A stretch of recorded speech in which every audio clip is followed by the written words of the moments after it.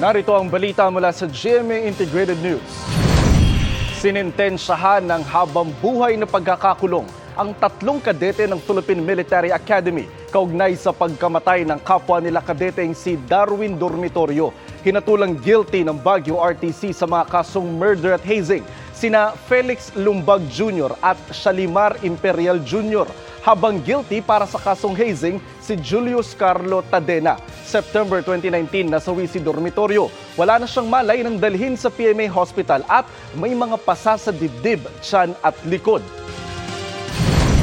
Narito naman iba pang balita ang binabantayan ng GMA Integrated News. Presyo ng mga produktong petrolyo namumurong tumaas sa susunod na linggo.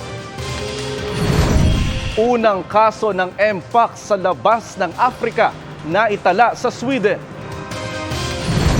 At sa 24 oras, update sa nahulikam na pananaksak ng isang lalaki sa kanyang live-in partner sa Caloocan.